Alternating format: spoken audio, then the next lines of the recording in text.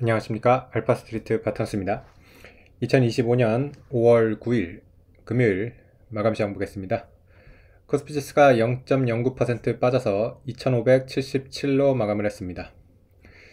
네, 코스피 2600이 참 어렵네요. 2500대 중후반 정도 오고 나서 거의 지금 못 오르고 있습니다. 외국인이 그래도 매수를 조금씩 해주고 있거든요. 오늘도 뭐 670억 정도 이렇게 매수를 했는데 좀 지수가 시원하게 오르지는 못하고 있어가지고 계속 좀 횡보하는 그런 상황이 계속되고 있습니다. 네, 어제 미국 증시는 좀 올랐습니다. 다우가 0.6% 올랐고요. 나스닥이 1% 정도 상승을 했습니다. 뭐 미국 증시도 그렇게 크게 오르지는 못하고는 있는데 그래도 조금씩 뭐 오르려고는 하는 것 같아요. 어제 같은 경우는 미국이랑 영국이 이제 무역 합의가 나왔습니다. 네, 이게 이제 첫 무역 합의가 나온 거고요. 이제 계속 뭐 다른 나라들도 많이 나올 것 같습니다. 일단 확실히 영국과 뭐 미국 워낙 뭐 사이가 좋은 나라다 보니까 이렇게 가장 빨리 나온 것 같고요. 네, 뭐 자동차 관세 이제 영국에서 미국으로 이제 수출하는 자동차 관세 같은 경우 이제 인하가 상당히 됐고요. 25%에서 뭐 10%로 이렇게 됐습니다. 그 대신에 이제 영국 같은 경우는 미국에서 농산물 이런 수입 같은 거를 네, 전면 허용하겠다 뭐 이런 식으로 합의가 된 것 같아요. 네, 우리나라도 좀 비슷하게 되지 않을까 이렇게 기대를 하고 있습니다. 뭐 영국 정도 나오면 우리나라도 상당히 좋은 결과로 보이고요. 뭐 이런 식으로 계속 다른 나라들도 쭉 합의 내용이 나오면 네, 증시가 조금씩 그래도 회복할 수 있지 않을까 네, 그렇게 생각하고 있습니다. 어제 미국 주요 종목들 보시면 확실히 자동차 쪽 이런 얘기가 좀 나오다 보니까 테슬라가 좀 올랐어요. 테슬라가 3% 이렇게 올랐고요.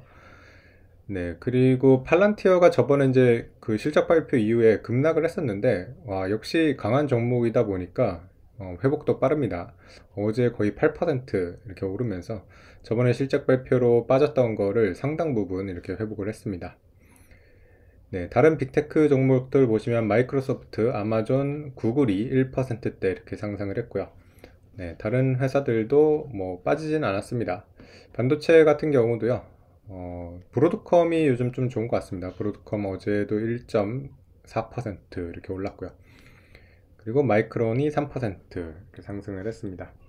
섹터별로는 좀 안 좋았던 게 헬스케어 섹터가 확실히 좀 약해요. 어제 같은 경우도 헬스케어 섹터들이 대체적으로 다 빠졌고요. 네, 그리고 필수 소비재 쪽도 이렇게 좀 하락을 했습니다. 금융주는 대체적으로 조금 올랐고요. 그리고 에너지 주식들도 좀 올랐습니다. 산업재 종목들도 제법 강했습니다. 특히 뭐 보잉 같은 경우도 3% 오르면서 강한 모습을 보여줬습니다. 그 미국, 영국이랑 이런 합의에 보잉 얘기도 있었어요. 네, 보잉 그 항공기 구매 얘기도 들어가다 보니까 보잉 같은 경우도 좀 수혜를 받지 않을까 그렇게 생각을 하고 있습니다. 확실히 미국과의 이런 무역 적자, 미국의 무역 적자를 줄이려면 결국에는 미국 물건을 많이 사줘야 되는데 미국이 파는 게 뭐 농산물 에너지 제외하고는 뭐 보잉 같은 이런 뭐 항공기라던가 뭐 그렇게 많지가 않아 가지고 네, 보잉 같은 경우는 좀 수혜를 볼 수 있지 않을까 그렇게 생각이 됩니다.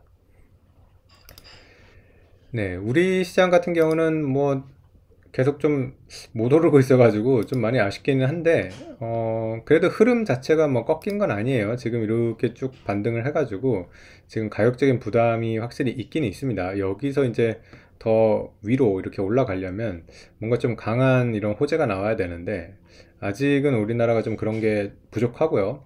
그리고 지금 뭐 방산 조선이 이끌고는 있는데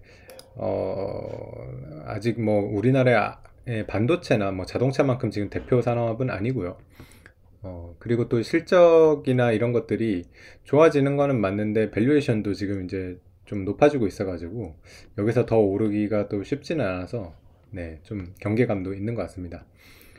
오늘 주요 종목들 보시면 일단 하나 에어로스페이스 같은 경우는 약간 하락을 하면서 방산주가 확실히 가격적인 부담을 느끼고 있는 것 같습니다. 하나 에어로스페이스가 특히 그렇고요. 뭐 거의 90만 원 가까이 이렇게 되다 보니까 여기서는 이제 더 좀 못 올라가는 그런 모습을 보여주고 있습니다. 대신에 다른 방산주들이 많이 올랐어요. 오늘 보면 좀 이제 2위, 3위, 4위 업체들 이런 데들이 많이 올랐는데, 네, 현대로템이 거의 8% 올랐고요. 그리고 한국항공우주도 5%, LIG 넥스원이 8% 이렇게 오르면서, 네, 하나에어로스페이스가 주춤하니까 다른, 네, 방산주들이 계속 더 잘 오르고 있습니다. 조선주 같은 경우도 오늘 조금 조정을 받았습니다. 현대중공업이 2% 하락을 했고요. 하나오션이 0.6% 하락, 한국조선해양도 1.2% 하락을 했습니다.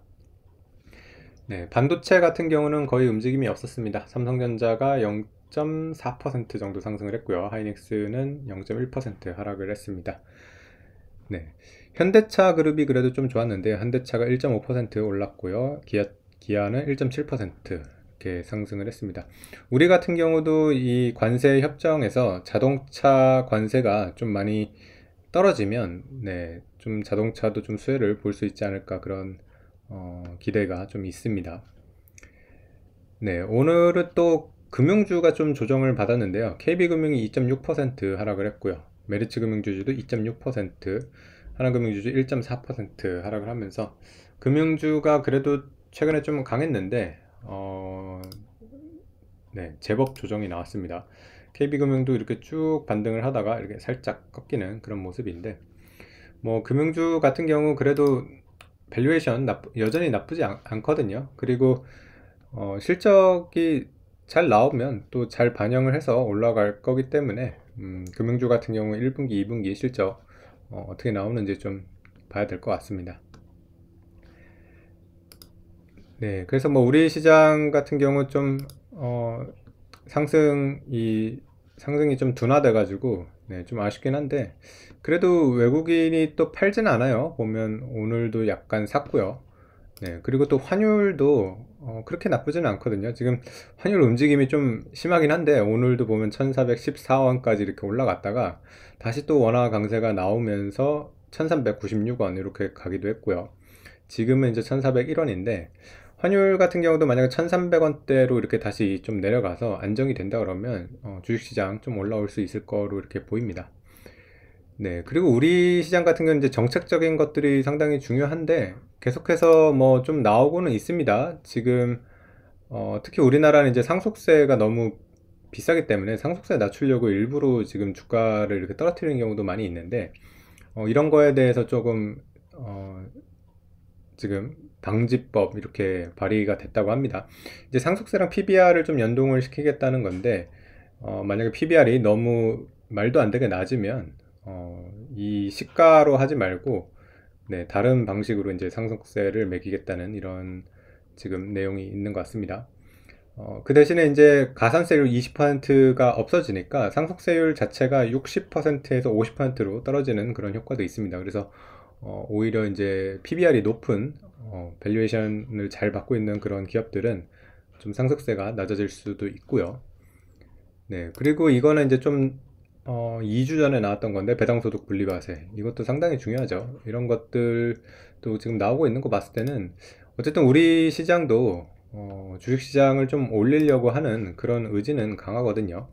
그래서 사실 뭐 전 정권도 그랬었죠. 그 밸류업, 네, 밸류업 정책 같은 경우는 상당히 좋은 정책이었는데 그런 것들이 좀 빛을 못 본 그런 게 상당히 아쉬웠죠. 거의 뭐 공기업이나 은행주 정도밖에 오르지를 못해가지고 그런 것들이 이제 좀 모든 기업으로 이제 퍼져나가고 이 제도적으로 좀 선진화가 잘 돼가지고 우리 시장도 좀 우상향을 하는 그런 시장이 되면 좋을 것 같습니다.